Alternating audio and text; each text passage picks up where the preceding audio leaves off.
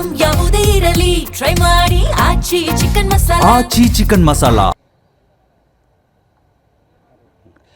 ಬಾಗಲಕೋಟೆ ಉಪಚುನಾವಣೆ ರಂಗು ದಿನದಿಂದ ದಿನಕ್ಕೆ ಕಾವೇರ್ತದೆ. ಹೀಗಾಗಿ ಘಟಾನುಘಟಿ ನಾಯಕರು ಕೂಡ ಈಗ ಅಖಾಡದಲ್ಲಿ ಭರ್ಜರಿ ಪ್ರಚಾರವನ್ನು ಮಾಡ್ತಾ ಇದ್ದಾರೆ.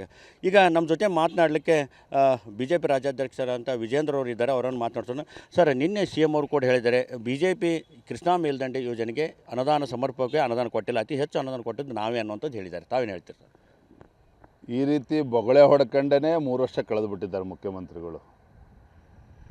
ನಾನು ತಮ್ಮ ಮುಖೇನ ರಾಜ್ಯದ ಮುಖ್ಯಮಂತ್ರಿ ಕೇಳೋದಕ್ಕೆ ಇಚ್ಛಪಡ್ತೇನೆ. ಸ್ವಾಮಿ ಮುಖ್ಯಮಂತ್ರಿಗಳೇ, 4 ತಿಂಗಳ ಹಿಂದೆಯೇ ಸ್ಪೆಷಲ್ ಕ್ಯಾಬಿನೆಟ್ ಮಾಡಿ ಏನು ಇತ್ತು ಮುಳುಗಡೆ ಪ್ರದೇಶದ ರೈತರಿಗೆ ತಮ್ಮ ಜಮೀನನ್ನೇನು ಕಳೆದುಕೊಳ್ತಾ ಇದ್ದಾರೆ, 40 ಲಕ್ಷ ರೂಪಾಯಿ ನೀರಾವರಿ ಜಮೀನಿಗೆ 30 ಲಕ್ಷ ರೂಪಾಯಿ ಒಣಭೂಮಿ ಇರ್ತಕ್ಕಂಥ ರೈತರಿಗೆ ಕೊಡ್ತೀನಿ ಅಂತೇಳಿ ಘೋಷಣೆ ಮಾಡಿದ್ರಲ್ಲ, ಇಲ್ಲಿಯವರೆಗೆ 8,000 ಕೋಟಿ ಬಿಡುಗಡೆ ಮಾಡಿದರೆ ಅದ್ರ ಫಸ್ಟ್ ಉತ್ತರ ಕೊಡಲಿ.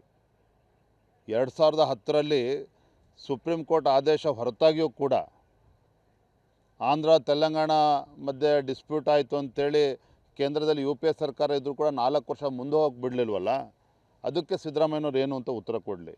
ಈ ರೀತಿ ಕೇಂದ್ರದ ಮೇಲೆ ಗೂಬೆ ಕೂರಿಸ್ಕೊಂಡು ತಮ್ಮ ವೈಫಲ್ಯಗಳನ್ನು ಮುಚ್ಚಿ ಹಾಕ್ಕೊಳ್ತಕ್ಕಂಥ ಒಂದು ಕುತಂತ್ರ ಷಡ್ಯಂತ್ರ ಮಾನ್ಯ ಮುಖ್ಯಮಂತ್ರಿಗಳು ಮಾಡ್ತಾ ಇದ್ದಾರೆ ವಿನಃ ಇವರಿಗೆ ನೀರಾವರಿ ಯೋಜನೆಗಳಿಗೆ ಹಣವನ್ನು ಒದಗಿಸೋದಕ್ಕೆ ಅವರಿಗೆ ಸಮಯ ಇಲ್ಲ, ಹಣ ಇಲ್ಲ, ಮತ್ತು ಉತ್ತರ ಕರ್ನಾಟಕದ ಅಭಿವೃದ್ಧಿ ಬಗ್ಗೆ ಕಾಳಜಿನೂ ಕೂಡ ಇಲ್ಲದೆ ಇರುವಂಥದ್ದು ನಾನು ನೋಡ್ತಾ ಇದ್ದೇವೆ. ಈಗಾಗಲೇ ಅವ್ರ ಪ್ರಣಾಳಿಕೆಗಳು ಹೇಳಿದ್ರು ಸರ್, ಪ್ರತಿ ವರ್ಷ ಕೂಡ ಕೃಷ್ಣಾ ಮೇಲ್ದಂಡೆ ಯೋಜನೆ 10,000 ಕೋಟಿ ರೂಪಾಯಿ ನಾವು ಕೊಡ್ತೀವಿ ಅನ್ನುವಂಥದ್ದು. ಮರ್ತೋಗಿದ್ದೀರಿ. ನಾವು ಜನರಿಗೆ ಹೆಂಗೆ ಹಿಂದೆ BJP ಸರ್ಕಾರ ಇದ್ದಾಗ 40% ಭ್ರಷ್ಟಾಚಾರ ಸರ್ಕಾರ ಅಂತೇಳಿ ಸುಳ್ಳು ಹೇಳಿ ರಾಜ್ಯದಲ್ಲಿ ಅಧಿಕಾರಕ್ಕೆ ಬಂದಿರತಕ್ಕಂಥ ಕಾಂಗ್ರೆಸ್ ಸರ್ಕಾರ ಮಾನ್ಯ ಮುಖ್ಯಮಂತ್ರಿಗಳಿಗೆ ಇವೆಲ್ಲವೂ ಕೂಡ ಮರ್ತೋಗಿದೆ. ನಮ್ಮ ನಡೆ ಕೃಷ್ಣ ಕಡೆಗೆ ಅಂತೇಳಿ ಎಷ್ಟು ವರ್ಷ ಆಯಿತು ಸ್ವಾಮಿ? ಪ್ರತಿ ವರ್ಷ 10,000 ಕೋಟಿ ಕೊಡ್ತೇನೆ ಅಂಥೇಳಿ ಬೊಗಳೆ ಹೊಡೆದು ಇವತ್ತು ಅದ್ರ ಬಗ್ಗೆ ಚಕಾರನೂ ಕೂಡ ಎತ್ತಾ ಇಲ್ಲ.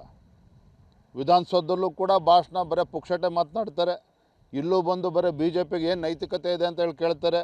ಇವ್ರಿಗೆ ಯಾವ ನೈತಿಕತೆ ಇದೆ ಕಾಂಗ್ರೆಸ್ನವ್ರಿಗೆ? ಇವತ್ತು ಮುಖ್ಯಮಂತ್ರಿಗಳಿಗೆ ಬಾಗಲಕೋಟೆ ವಿಧಾನಸಭಾ ಕ್ಷೇತ್ರ ಎಷ್ಟು ಭಯ ಹುಟ್ಟಿದೆ ಅಂತ ಹೇಳಿದ್ರೆ, ಮುಖ್ಯಮಂತ್ರಿಗಳು ಇವತ್ತು 10-15 ಜನ ಮಂತ್ರಿಗಳೂ ಕರ್ಕೊಬಂದು ಸೂಟ್ಕೇಸ್ ಸಮೇತ ಬಂದಿಲ್ಲಿ ಕೂರ್ತಾರೆ ಅಂತೇಳಿದ್ರೆ ಆಯಿತು. ನಿಮಗೆ ವಿಶ್ವಾಸ ಇದ್ದರೆ, ನಿಮ್ಮ ಗ್ಯಾರಂಟಿಗಳ ಬಗ್ಗೆ ವಿಶ್ವಾಸ ಇದೆ, ತಾವು ಒಳ್ಳೆ ಕೆಲಸ ಮಾಡಿದ್ದೀರಿ ಅಂತೇಳಿ ಬಿಡ್ರಿ. ಯಾಕೆ ಇಲ್ಲಿ ಬಂದು ಇಲ್ಲಿ ಸೂಟ್ಕೇಸ್ ಇಟ್ಕೊಂಡು ಕೂರಂಥ ಅವಶ್ಯಕತೆ ನಿಮಗೆ ನಿರ್ಮಾಣ ಆಗಿದೆ ಮುಖ್ಯಮಂತ್ರಿಗಳಿಗಾಗಿದ್ರೆ? ಸೋಲು ಭಯ